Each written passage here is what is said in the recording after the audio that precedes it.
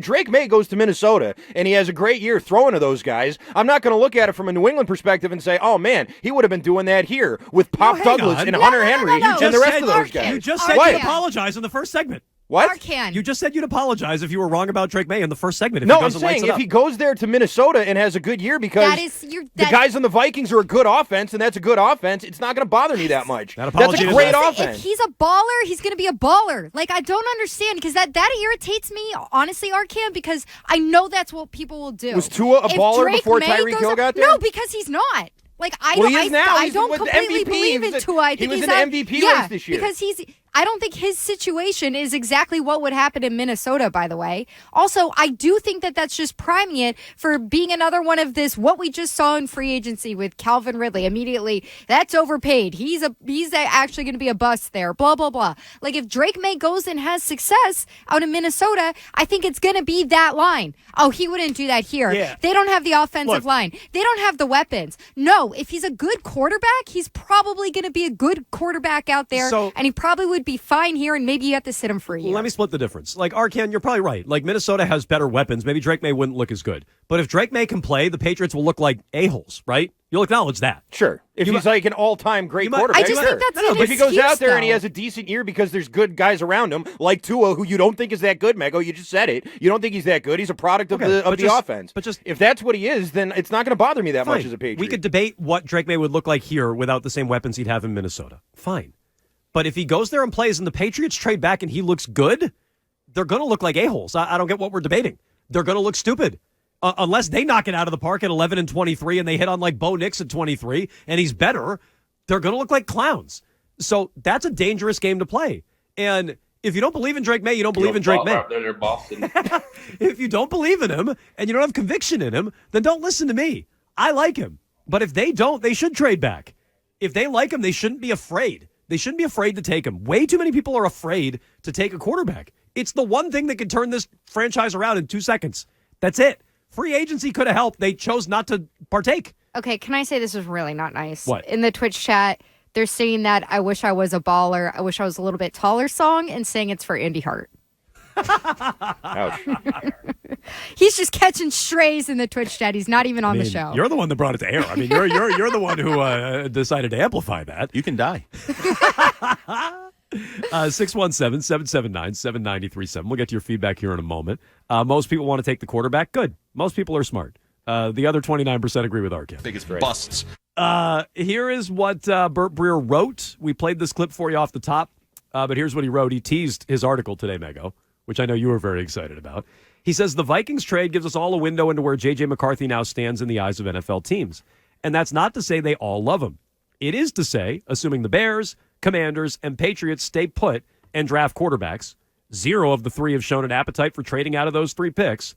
McCarthy is not just worthy of being, at worst, the 4th quarterback off the board, but maybe someone worth moving up for.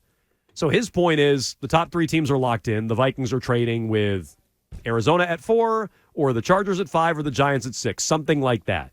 And McCarthy is worth moving up for. Now, here's what I don't get. Right before the Combine, didn't we hear that, hey, don't be surprised if Elliott Wolf wants to take a tackle? Yep.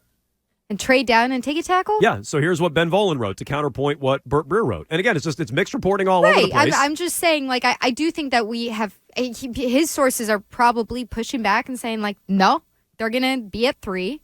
Well, but it's just we have heard other reports. I have a simple explanation for the mixed reporting, but let me read what Volen wrote. He says, a league source I trust, which, look, when Volen's got a good source, I think everybody just bow down. Okay, Arcan? When Volen's got a good source, I think we all just have to step back and go, look, I am not one to question that. The man's got impeccable sources. My middle name is Rhythm. A league source I trust. Someone who told me the Vikings wanted Sam Darnold. Someone who definitely didn't just randomly DM me on Twitter. Out of control. This fire is blazing. Okay, ready for the source's track record? Yes. Someone who told me the Vikings wanted Sam Darnold, the Falcons were hot on Cousins, and the Browns wanted Jameis Winston. Whew. Why is he writing Chanel, I think. Yeah, why is he writing this like it's 1953? They're hot on Kirk Cousins. I'm reading the inside track here. Told me this week, a bee's knees. Prior to the Vikings trade, he thinks the Patriots may trade number 3. The rationale is Jacoby Brissett might be able to get the Patriots through the season. Big emphasis on might. And the Patriots have so many holes to fill. Quarterback, receiver, tackle, tight end on offense alone. They need a haul of draft picks that number 3 could bring in a trade. I'm not reporting it's going to happen, but it got my eyebrows raised. He then goes on to detail some other teams that the Patriots could trade back with. He says the risk, of course, is what we were just talking about. May becomes a superstar elsewhere, which Arcand won't even give May credit for that. He'll just credit all the weapons around Drake May, which is annoying, but whatever. Leave that off to the side. So I have a theory for why there's mixed reporting.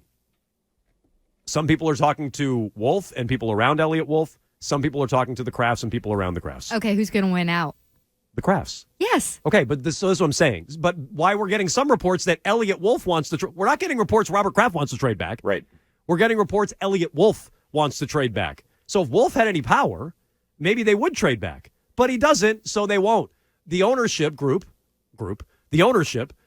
family, Crafts, want to take a quarterback at 3. So that's what they're going to do. And anything else is just what Elliot Wolf may want to do if he had any autonomy or any power, but he doesn't. So the Patriots aren't going to move that pick because the Crafts want to take a quarterback at 3. That's my belief. We're going to find out who's right, but that's my belief for the mixed reporting. I also think it's possible that Elliot Wolf knew earlier than the rest of us that he wasn't necessarily locked in on this job, at least contractually. So perhaps he floats these things out there so that he can then, gauge their popularity. Well, also, if the number 3 quarterback or whatever that you take ends up being a total bust, he can sit there and go, well, I did want to do this.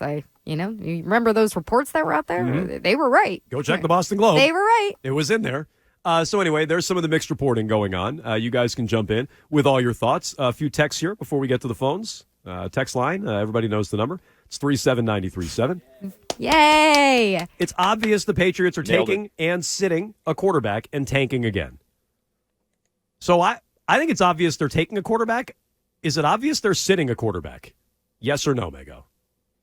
I don't think it's obvious. I think that they've come out and said, that the Packer way, Elliot Wolf has said on record that, yeah, they sit quarterbacks, they wait quarterbacks, they develop them behind the scenes, but he's not married to that, is what he said. So are they sitting the quarterback, yes or no? I think it depends on who they take. Let's say it's Drake May.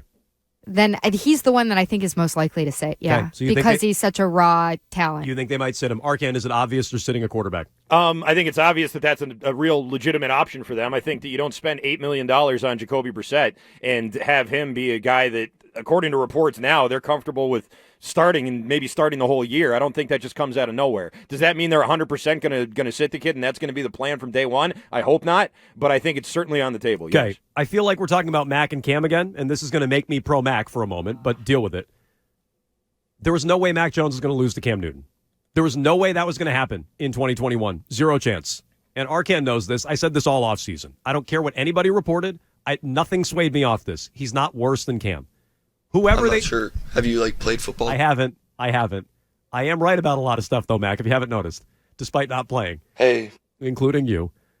But when it comes to the number 3 pick, whoever they draft, Jaden Daniels, Drake May, even J.J. McCarthy, those guys aren't worse than Jacoby Brissett. I agree. They're not. So I think the quarterback's going to play. I do not think it's obvious that he's going to sit and that they're tanking. And that's not just me requesting what I'm hoping for. I hope the quarterback plays. I hope the kid plays. I can't imagine they bring in Drake May, watch him against Jacoby Brissett, who has he ever started a full year? I looked this up the other day. I'm not sure Brissett's ever started a full year in the NFL.